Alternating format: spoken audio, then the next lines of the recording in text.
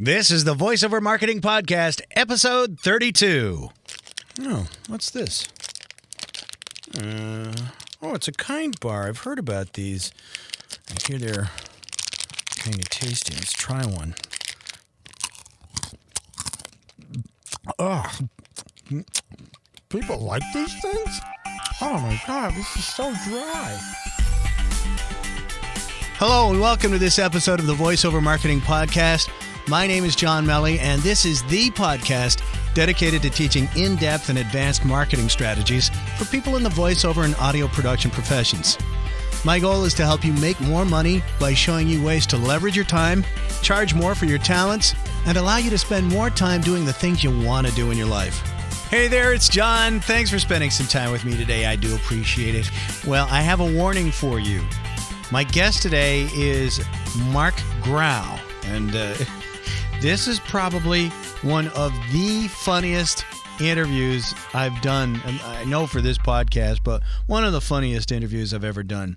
So, a warning, if you listen to this podcast while sipping your morning coffee, you might want to put the coffee aside because you might spit it out all over yourself laughing. Anyway, a lot of funny little things in there. A couple of times had to beep some stuff out there. We try and keep this G family rated because I know some folks listen with the small kids in the room. So try and keep it clean as much as possible. But this was really funny and a lot of great information. So let's get right to the interview. And I've got a few announcements at the end of the episode. Okay? See you there.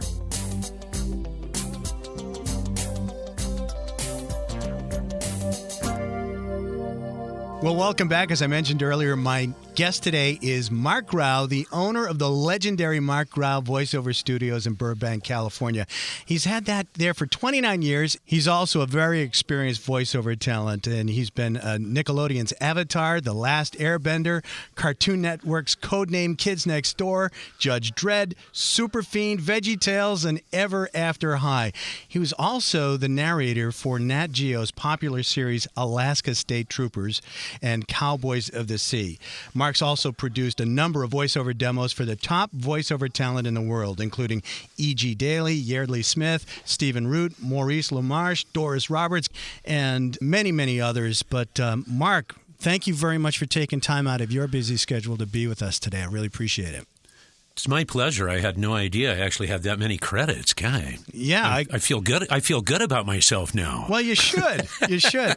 And Marc is also a regular contributor of voiceover videos, outtakes, and sessions, and he puts them on the Voiceover Marketing Podcast group on Facebook. So thanks for doing that, Marc. Appreciate it. My pleasure, man. Thank you for having me. Yeah. So could you share with everyone your story? How did this whole voiceover thing start for you? Well, I was an old radio guy going way, way, way back. No money. I think the receptionist was making more money than I was. Okay. All the major hotbeds of media attention like Wyoming, Colorado, Utah, Oregon, Washington. And was in San Diego, and I got canned from yet another radio station. You know, the door would fly open. I can't believe you just said that on the air. Damn it. Now apologize. It was like, okay. And my first love was always production. Yep. And so years ago, I kind of BS'd my way into a big music studio in Hollywood. I had no idea what was going on, but it made them believe I did. And took over Studio 5 for them, which they wanted to turn into a media studio, doing kind of tying everything together. In other words, like Rod Stewart would come in and do an album, then we'd do a whole like radio show with him, plus spots, all that kind of stuff. Okay, sure. And it went, it went very well, but then they realized they could make – this was still in the heyday of lockouts where they would come in and Warner Brothers would buy the studio for 6 months. So they realized they could make probably a lot more money doing that. So I actually talked them into buying the studio on time because I had no money, and put this into just the crappiest little guest house I was living in East Hollywood with a Yugoslavian landlord who would come out and threaten to sue. I don't care what. I live this country 6 years. I sue you. How come you are talk? Move your car. Mark, your cat shed my yard. That kind of thing. And actually pulled it off there. Actually half the studio was, or half the house rather, was was basically the studio. And then eventually, was successful enough there to move into a little commercial building in Hollywood, and then doubled in size, tripled in size. And then the area got very, very scary. It was like, why, look at that. Oh, that's not a woman. Oh, what is that thing? Oh, that's not a tumor. So it was a little scary. Yep. And so we ended up moving out here to Burbank, which at the time felt like, oh, my God, that's so far out. And then, of course, now everything, here now we have 17,000 square feet with 5 studios, a big ADR stage. So it's been quite a ride. Wow. Yeah, it's been an interesting one, I'll tell you. We've seen a lot of changes in the business, but good changes. Yeah, I'm sure. And just to give you a plug, your studios were featured in that movie In a World, correct? You were in it as with well. Rick Bell. Yeah, with Joe Cipriano and Mark Elliott, the little party scene. It was great. Actually, Fred Melley, who played her father in that, is a very dear friend. Oh. Amazing guy, very talented. And beautiful voice, too. Go ahead. Incredible. Fred, it's very interesting how him and Lake fell in. When Lake actually had him audition and booked him for the part, she had no idea that Fred had an immense voiceover career back before he even started on camera acting. He was the voice of CBS Sports for years and years back in the 80s, had that that CBS, that really ballsy, Yeah. So it's kind of fun how all of that kind of came together. It's kind of interesting. It's fun. Yeah, I imagine it was. Did it take a long time for them to shoot the scene and all that in your studio? No, they shot a whole bunch of scenes here. Mm-hmm. The stuff with Eva Longoria and all of that kind of stuff and all the in-studio stuff. And when she actually is, in fact, that was in Studio 4 when she utters the words, in a world. So, no, she was on a very, very tight budget. I mean, Lake is an immensely talented, because she wrote that, she produced it, she directed it, starred in it. And, it was really a Cinderella story. She took that up to the film festival, which was awesome. She won the top writing prize up there. And lo and behold, Sony picked it up, and it's been kind of a Cinderella story for her. She's a really, really sweet lady. And she's also, how I got involved with Lake is she'd been in the studio a few times doing voiceover stuff, and we hit it off. And so when this came up, she thought, I know, I'll shoot it there, which was great. That's great. So how did you move from the producing of, what were you actually producing as you started the studios? What kind of projects were you working on? Well, probably the first big gig was Van Halen's first album. Oh, wow. And at this point, it was in the music studio, so you had all the hierarchy from Warner Brothers there, the band was there, management, and this is going back to still cutting on quarter-inch tape. People, that's kind of an archaic mode, obviously. Yeah. But it was very, kind of nerve-wracking because everybody's there, and with tape, you can't be, you need to be very cautious. It's not like, here, I'll go and draw that back in. It's like, where did I put the piece? You've got things taped all over. Yeah. So we produced a spot. They had very high-powered voice talent and stuff, and did the spot. And I listened to it and went, this. And they actually had somebody. The story with this is interesting. They brought in their own engineer, and the guy's trying to patch an effect. And I go, man, if you do this, and he turns around in front of this room full of people and goes, I'd really appreciate it if you'd shut your mouth and stay out of this. Wow. And I was like mortified. It was, oh my God. I just destroyed my career before it started. And listened to the spot and went, but this is Van Halen. I mean, this thing should just have cojones. So I couldn't afford, obviously, to book anybody. So I went in and voiced the spot myself and did a different version of it. And overstepping the boundaries, I actually tapped that onto the end of the stuff that I sent to Warner Brothers. And I got a call from Larry Butler, who was in our department over there, and he went, what is this? And I went, I apologize, I realize that. And he goes, no, this is great, man, we like this. And I had Warner Brothers for, goodness, probably 20 years up until AOL bought them. We used to do all their radio shows, commercials, some wonderful interview stuff that's very one-of-a-kind, kind of stuff. That was all of their talent. So that's kind of where it started. And then when I moved into the commercial building in Hollywood, I got involved with a company called Dove Audio, Michael Wiener and Deborah Raffin, who started this audiobook company and kept us insanely busy. it was like a major account at that point. We probably did over 1,000 titles for them, wow, which really kept the doors open. And then, of course, got cocky, moved out to this building, and literally a week after I moved in here, they went, "Oh, we built our own studio." I'm like, "What?" So I've how did learned that how to feel? tap dance rather quickly. It was scary, very, very much so. When you start out and it's resting on your own shoulders, and you're a small guy, it is a little bit easier to deal with because you're dealing with you. Then, if you have kids, then you're dealing with that kind of stuff. Now, at this point, all of a sudden, it was like dealing with, leases and insurance and payroll. And then it was like, oh, my God, how am I going to do this? And just realized, that it was time to branch out a little bit rather than just being specifically doing like audiobook stuff. We branched out. We're doing a lot more commercial stuff, video games, animation. And then with the ADR stage, we did all the ADR for like the Constantine series on NBC. We still do a ton of stuff for, the Hallmark Channel and Oxygen and Lifetime, all that kind of stuff. All those really good movies. You need an insulin shot after them? Sorry. Yeah, exactly. I said it, not you. It's like, her heart was crushed. It's like, okay. Hey, you sound like that guy. Kidding. Sorry. So you were doing the video games along with all of this stuff. When did that really start for you? What you mean, as far as talent, or as far as actually the studio portion?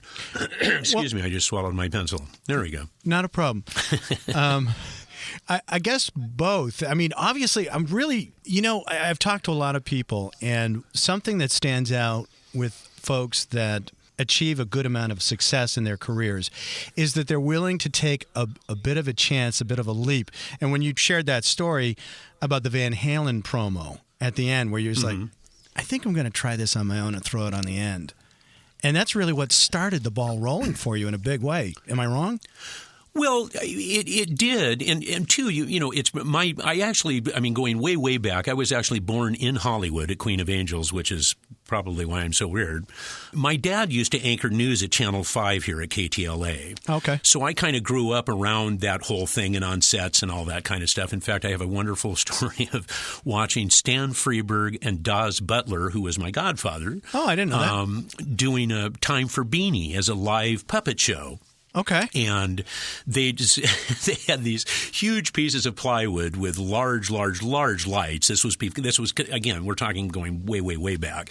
So no one really knew what they were doing. So behind the scenes with these guys, it must have been 300 degrees. The lights are just, Yeah. So he's, hey, Beanie Boy, and as he's doing this kind of thing, hey, how you doing? The puppet melts on his hand. And so you hear him go, hey, Beanie, And of course, I thought that was great as a kid. It was like, wow, this is cool. Puppets and bad language. I like this, So, but it was very funny because my dad was extraordinarily negative towards, well, what the hell makes you think you're going to go to Hollywood? And, you have no contacts, don't have this, you don't have that, you have no money, and which was all absolutely true.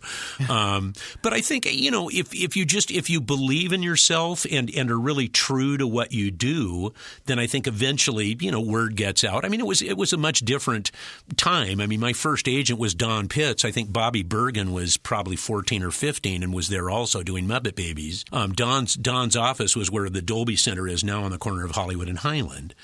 And, I remember sitting there as a kid and his roster, I remember watching Orson Welles come in and, Mel Blanc and Gary Owens and Casey Kasem. And you're sitting there going, well, I'm not going to book this job, but this is great. Yeah. Yeah. And so it just, I think is there ups and downs? Of course there is, like any business. But I still love it. It's paid for 2 divorces, all 3 kids through college. So what the heck? Life is good. Excellent. If I were to say, pick a voiceover genre that you could work in all the time, what would it be? Animation, absolutely, because it's fun. The interesting thing with animation is that you have the ability to ad-lib. It's like Tom Kenny doing the laugh on SpongeBob. The whole character is great, but the laugh really, really sets that character apart. Promo stuff and, narration stuff, those are all, they're fun to do, except that it's usually much more like, okay, can you shave 1/10 of a second off? And that's what you do. Where animation and video games, you can get a little more creative. You can play, you can really pull stuff stuff out of the bag character-wise and throw in, a burp, a strange laugh, that kind of a thing. In fact, it was funny. I was at Cartoon Network once. And the director goes, we did it, verbatim as far as actually the way the script is. And then they said, well, go ahead and, do an ad lib. We know you love to do that, Dad. So I oh, that's cool. So, of course, I go off script and ad lib, and you look out, the engineer's laughing, and the director's laughing, and the writer is sitting there with his arms crossed with the stare of death. And I was like, well, just signed that death warrant. Thank you. You messed with my words. Exactly. But it really, it's a lot of fun to do. And that, the thing is, honestly, you never have to grow up. It's like my good buddy Rob Paulson said. He goes, basically, we're getting paid a lot of money for stuff we got in trouble for in the 7th grade. Yeah. And that's true. I love it. What do you do to promote your business? How do you market the studios? I found that scrawling things on public bathroom walls down on Melrose seems to work very well. For a good time. It's not really the kind of clients we want. At this point, what's interesting with marketing yourself is that there is a very thin line between being tenacious and being a pain in the butt. You need to stay on top. And I think one of the things people miss sometimes is the fact that it is a business. Is it fun? Yes, absolutely. A great example is like, getting an agent. In all honesty, an agent does not care what your ability is, how good you are, how many characters you do, or anything else. They want to know specifically how much money are you going to bring in here. Right. Period. A legit agent, which is an oxymoron in itself, actually, they're all 10%ers. So 1,000 plus 10, you're getting $1,000. They're getting $100. So they're going to be your front line and push for 2,000. So you're getting 200. Yeah. So again, the business aspect, you need to look at it realistically. And also, if you're starting out in this, set a value on what you do. If you paint houses, it doesn't matter whether you're, have been doing it 6 months or 30 years. Just because you've been doing it 6 months doesn't, okay, well, I'll go ahead and do it. I think the bane of everybody's existence is when you see these guys going, oh, I'll do a voiceover for $5. It's like, well, you're an idiot. Thank you for it's saying like, that. why would you do that? You'll never make a living. Is your ego so bruised that you need to? Come on. Seriously, that's not even worth turning the board on for. Yeah, I love the example you just said of would a house painter paint a house for a discounted amount of money? Just because they're new at it? No, not at all. Of course. That's brilliant. And so you really and the problem is it is very much an ego-driven business. We all have large egos, whether we want to admit it or not. And so it's that but they booked me. It's like they booked you because they're paying you $20. Yeah, but they booked me for $20. It's like set a value on it. And with a lot of the paid inclusion sites, the pay to plays. Yeah. What's interesting with a lot of stuff is that people have a tendency to shy away when it comes down to finances or money. And it's like, so ask a client, have a PayPal account, ask them for 50% up front. And if they balk at that, it's like, well, then obviously it's not like he's going to see Jesus in 30 days and go, you know what, here's all the money. It's obviously there's going to be an issue there. So at least if you're getting half of it up front, at least that will keep you. And as a business here, we've had we've gotten stiffed by some of the best. Okay. So yeah. And that's just kind of part of the business. But again, when you see the stuff, or the guy, I'll give you $5 per finished page. It's like, well, come on here. Obviously you're getting paid to do this, and sometimes they feel that on the tail end, well, you're just sitting in a room and talking. Well, that's not the point. The point is if you can't go to Mr. Landlord and go, well, it was only $5 a page. So if we could just let her, that's not how that's going to work. Right. That's it's interesting you say that, because it's all time really is money. And my family used to be in retail, and we had a greeting card shop. And I hated February because it was the shortest month of the year. And the landlord didn't care that there were only 28 days, 29 in a good year. The rent still stayed the same every month. The electricity still cost money. The insurance still cost money. The taxes still cost money. They don't care that you have this shorter amount of time to work in. So you raise a very good point. I've had people even studio-wise that'll come in and go, well, because it's really, really really a type, but I'd be more than happy just to pay your engineer. And it's like, well, that's great. But, there's all the other things that are here as well. Let's see, the telephone, the electricity, the insurance. It just goes on and on and on, and it's like, well, when you're running a facility this size, it's a very, very, very expensive place to keep open. Sure. People assume, Dud, but I can throw a figure out there. It runs us about $40,000 a month to keep the doors open. Wow. So when people go, you charge how much? It's like, well, it's the running gag is, can I just hold on to this for maybe 5 minutes before I give it to someone else so I can at least act like I'm successful?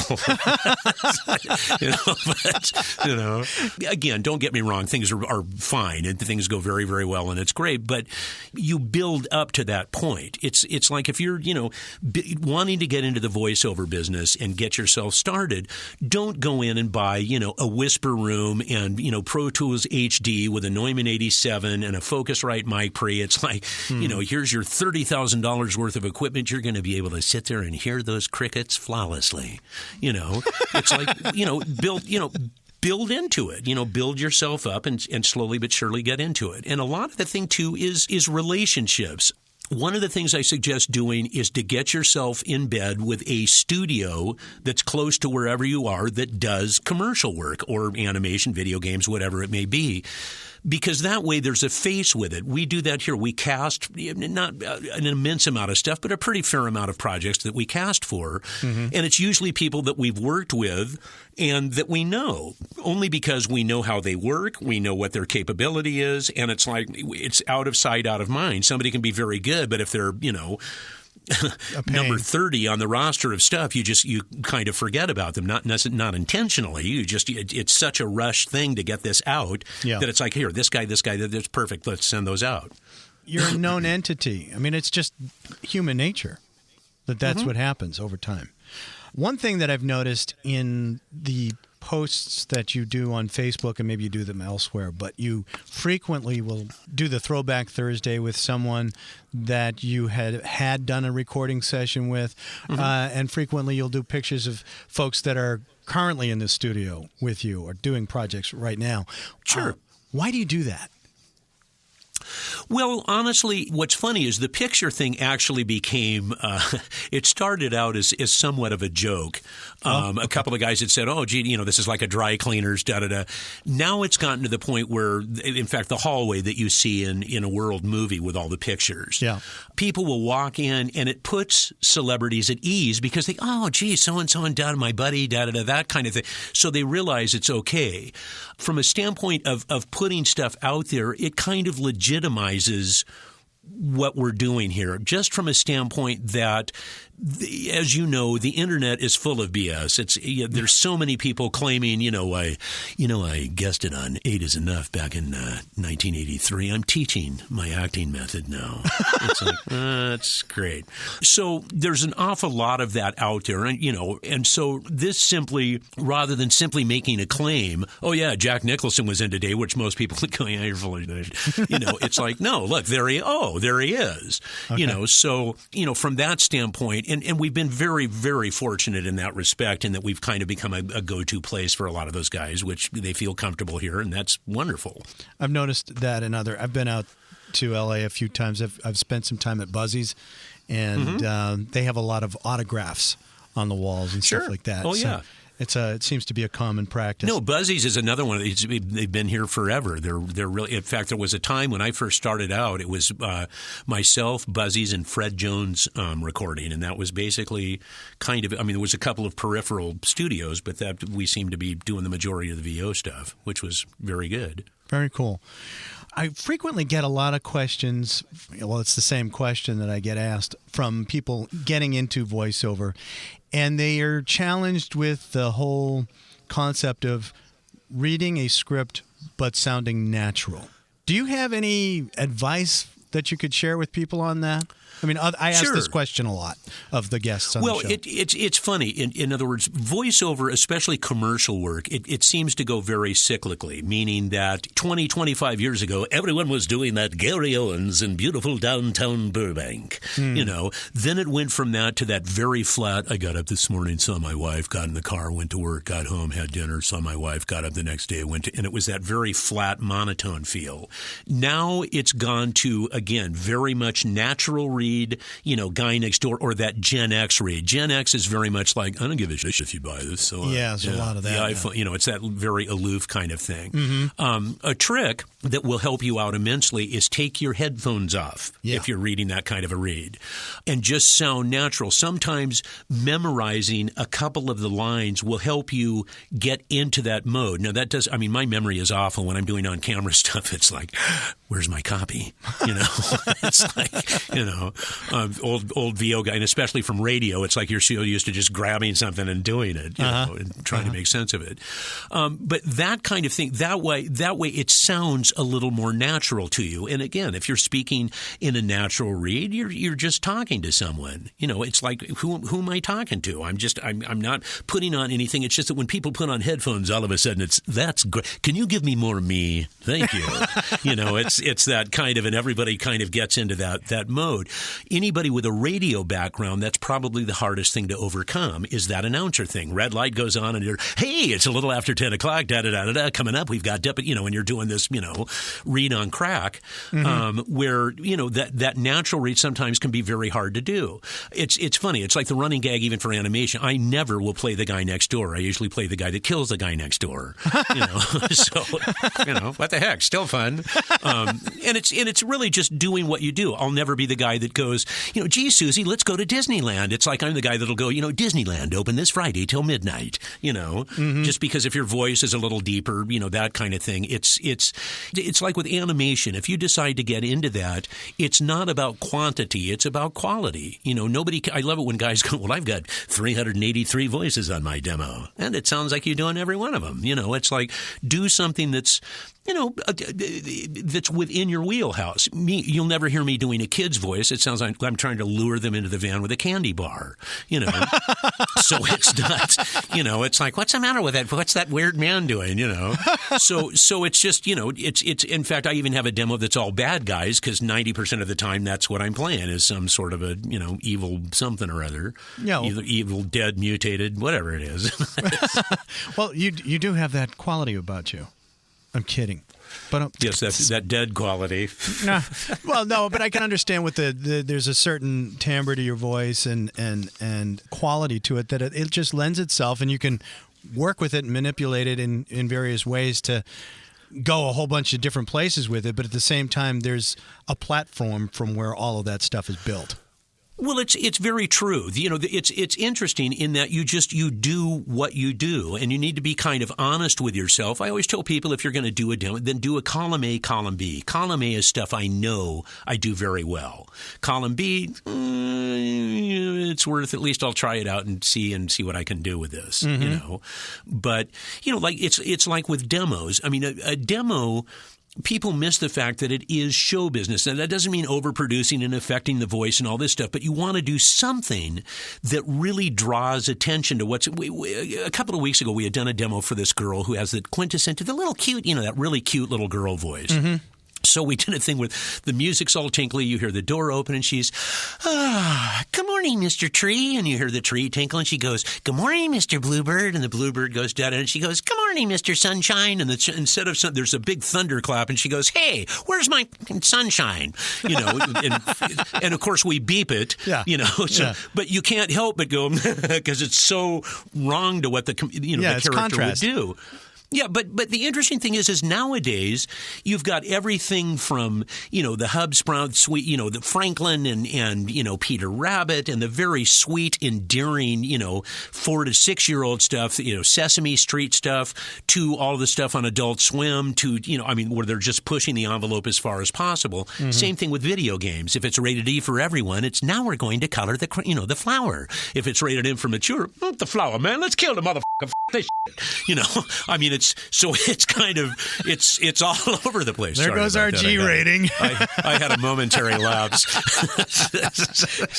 Sorry. That's okay. Damn that Tourette's. Oh my gosh, that's hysterical. But yeah, I hear you. That's really, really funny. So you mentioned earlier about, it is a business, and I've said the same thing. It's a fun business, but it's a business. What do you recommend to folks, aside from their rates? What do you recommend to folks how they treat their business like a business? Well, just that. Approach it as a business. In other words, if you opened a store down on Main Street, what are you going to do? Okay, the phone lines are in. Want to go down to the corner and call me and make sure these are working? Get yourself out there. I think people sometimes get a little too driven with the mentorship thing, and that's wonderful. I mean, I'm more than happy to help anybody out, that you can. But sometimes, too, you have to realize that a lot of that responsibility is going to fall on you. Yeah. Do what you do and just do it a notch better than the next person. Get yourself a really good demo that you're proud of, that you feel good with, and then, send that out and think a little bit outside of the box rather than just going to the top agents in L.A. There's agents in L.A., there's agents up in Portland, there's agents in, Dallas, there's, Chicago, New York, Canada, the UK. There's that portion of it. And then even going a little bit further, maybe you can send something directly to a creative director at an ad agency. And a lot of the time it's the trickle down. We're not looking for anybody now, but that's funny because my brother owns this chain of automotive dealers in Oklahoma. Maybe something will happen with that. The way I look at it is, I am not remotely close to being an A-list VO guy. I'm a journeyman. I work all the time, which is great. But it's, when it comprises everything. It might be the crappy casino in Laughlin. It may be a chain of furniture stores, in Kansas. It may be podcasts for doctors in Chicago. It may be this, that, of the video. Eventually what happens is that all of that kind of compiles, and then the silt kind of settles to the bottom, and you end up with the stuff that's really good, that pays very, very well. Mm-hmm. And you realize you don't necessarily have to really do that anymore unless you want to, you know. Yeah. That's interesting the way you describe that as journeyman. Could I ask, if you could share, what was one of the biggest challenges you've faced in your voiceover career? And how did you overcome it? Well, for me, it was the separation with the studio, because people, you'd go to an audition and people are like, what the hell are you doing here? Why aren't you at your studio? Uh-huh. I think the biggest thing is, not to get shook, to be, honest with what you do. And again, it's like anything else. My personal feeling is you can't really teach someone, quote unquote, voiceover. I always tell people, if you really feel you want to take a class to hone your skills and take an improv class, and you can take one for $10 at a local college. The reason for that is it's very much thinking on your feet. I use this stupid analogy with this rat. Let's say the guy all of a sudden is talking like this, and the guy goes, hey, that's great. I got some cheese. And somebody goes, no, put 60 pounds on the guy. So we want to bring him down a little bit, give him some weight. Somebody goes, no, he's stupid. So now you want to make him dumb. Somebody goes, no, boss rat. So bring him down a notch. You take my cheese, I'm pulling your tail out of the socket. Do we understand? Great. And you go in the booth and they go, yeah, don't do the accent. That sucks. And you're like, well, what do you mean it sucks? I'm a thespian. Don't you know what I'm bringing to this role? So the biggest thing is to keep your palate clear, because our job is to deliver to whatever it is they want on the other side of the glass. And even though you may be going, really? Okay. Yeah. I was doing liners for Radio 1 in Lebanon, which is, and you'd think people with guns killing everything, but it's one of those things, tonight, live from Radio 1 at the and don't worry, my friends, I send you MP3. It's pronounced it's what? So I've got the poor engineer slowing it down from, and it's like, I have no idea. It's just, so we've all had plenty of those. Oh my God, that's hysterical. But So we've had a couple of cute. We were doing a cartoon series for a guy in Finland, all in English. Okay, pays very well, except it's a phone patch. So I like how the actors I wrote it and you are making me laughing, and it's like that's good. And he goes, but on the next when the actors do another take, I need you to all be retarded. Now, he means slow it down, of course. Yes. Ugly Americans, everyone's going, okay. and he's like, why are you talking like that? So it was one of those very special moments. Oh, my God. This is awesome. We've had some very interesting sessions here over the years, I can tell you that. What's a crazy experience that you've had? Aside from those are hysterical. Well, probably one of the weirdest one is I had Rob Zombie contact me to do the Rob Zombie's Great American Haunts. Uh-huh. So you've got Rob Zombie stuff going on in Studio 4, and we have a very religious right-wing company in Studio A. We also had one of those with David Lee Roth, in fact, who was in doing an audiobook of his biography. Oh, yeah? And we have a policy of not smoking in the studios, but can I? And always, yeah, okay, whatever. So he fires up a big joint, Oh, nice. Course, studio. Yeah. Except now we had again a very right wing Christian group doing a radio show in studio, who's now walking out going, "Do you smell that?" And we came up with this ridiculous line about the wildfires in Tonga. And it was like, well, obviously you've never been to college because that smells it doesn't smell like any wildfire I've ever smelled. But, it's patchouli. So, we had Diana Ross was in Studio 4 doing, I think she was doing like a narration thing, and Barry Gordy was in A doing an audiobook. Of his life story, and they didn't know each other were here, and it was kind of and then they ran into each other, hit it off, and the next morning you pulled up and they're playing tennis in the alley. It was like what a weird. It's a very odd business. Yeah, it is. But then you realize that hey, everybody's just a person too. They're doing their people thing. Absolutely. Yeah. Well, and that's the thing you need to realize too is that everybody is extraordinarily thankful to be doing what they're doing, and the fact I haven't had to grow up yet, and I still even at this age still love coming to work, and it's great. It has all the business aspects that aren't so fun, but the actual portion of the VO stuff, that's great. It's always a good time. Do you outsource any part of your business in terms of I'm not good at this, I want someone else to handle that? As far as you mean the business aspect? Or? Yeah, I guess. Obviously you do the voiceover and you can produce and all that, but it's like do you have an accountant? Do you have a lawyer? All that stuff that handles. Oh, sure. Yeah. No, I've got somebody has. But Kelly is a wonderful assistant. She handles all that and is like a tenacious little bulldog as far as letting calls through and stuff. And honestly, a really phenomenal staff of engineers who are really really good at what they do. Because voiceover is a much different thing than music. It's not. It's a completely different thing. As far as music placement and levels and effects and all that kind of stuff. Mm-hmm. But yeah. Because we have a casting department that we bring in other talent. Absolutely. I've never been one to go, well, here it's starring me. No, not at all. It's sure. like I don't do that. Let's spread it around a little bit. There Absolutely. Well, Marc, I just want to be respectful of your time. Do you have any thoughts or any advice that you want to share with the voiceover talent that listen to this podcast? And we also get a lot of producers too. Sure. Listen to your mother and get your contractor's license. What the hell is the matter with you? You can't talk and make a living. Honestly, no. I think really just be true to yourself, and, start off small. In whatever you're doing, make it manageable. Keep the size and everything under control so that you don't lose the fact that it's fun and you're having a good time. Because if it becomes cumbersome and you're like, oh, my God, and it's driving you into the ground, well, then you've lost that spark, and then it's not fun to do, and that's going to reflect obviously in business overall. Really, enjoy the ride, and feel free to. I'm very much open book. If anybody ever wants to call, or I get calls and emails and stuff all every day from people asking stuff, and I'm more than happy to try and answer questions, and if not, I'll lie to you and act like I do. If people want to check out your website, what's the best way for people to get to your site? What's your web address and any other link that you want to promote? It's Fix in the Mix, fixinthemix.com. And there's postings up there and pictures and stuff. Facebook absolutely is great. Twitter, all of that kind of stuff.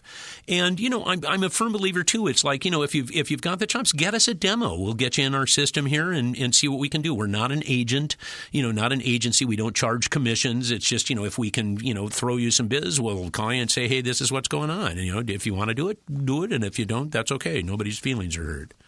That sounds great, and that's very generous of you. I appreciate that. Marc, I just want to thank you for taking the time again out of your schedule to spend some time and share your hysterical stories and a lot of really good chunks and info in there for people to chew over in their own mind. No, I'm more than happy to. And, I need to plug also the fact I will be where am I going to be? In Ohio in May for the Midwest Voiceover Conference. So okay. Stop by and say hi if you're out there. And where is that? What venue is that going to be at? I believe it's in Columbus. This is, I think, the third or fourth year they've done it. And it's a great group of people. They're very honest and above board. And I would love to meet you. And I'll be doing a couple of panels and stuff with the animation of video games and stuff. So if you get a chance, come by. I'd be more than happy to grab a beer with you or something. Sounds great. Marc, thanks again. My pleasure, man. Thanks very much for having me. And hopefully you can set your sights higher next time. I understand. Wasn't that fun? And I loved how he just went from character to character to character. I mean, the facility with which he moves from character to character is really impressive. And, of course, that's why he does what he does. But some really good information there. Next week, my guest is none other than the vivacious, talented, and extremely funny Jody Adler. And we're going to be talking to her about her new book, Auntie Jody, and how she developed that character and some other cool things about how she markets her voiceover business. I want to thank you all for listening. As of this recording, we have had 23,643 downloads of all the episodes of the Voiceover Marketing Podcast. Thank you. 70 different countries around the world, lots of great stuff, a lot of wonderful comments and wonderful feedback. If you are so inclined, it would be wonderful if you could go to iTunes and rate the podcast. It helps keep the podcast up at the top of the list for people searching under voiceover. That's how we find a lot of listeners. So if you find value in it, I know others will too, and thank you for sharing your comments.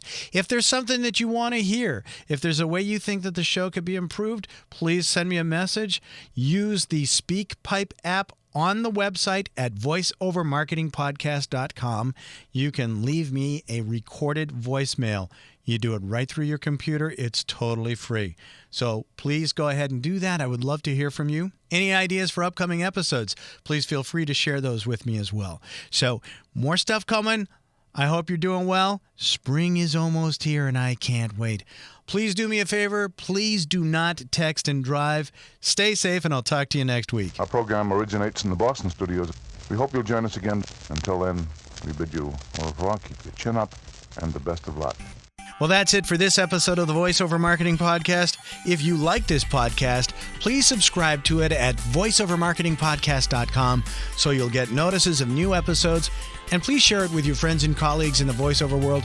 Also, it would be a huge help if you'd like this podcast and rate it on iTunes to help keep it near the top of the list. Feel free to share your comments and questions about this episode and future topics you'd like discussed at voiceovermarketingpodcast.com. And if you'd like more information on one-on-one coaching with me and mastermind group opportunities where we focus on growing your business, feel free to drop me a line at my cyber assistant's email address at mike@johnmelley.com. Thanks for listening. Now go out there and share your voice with the world.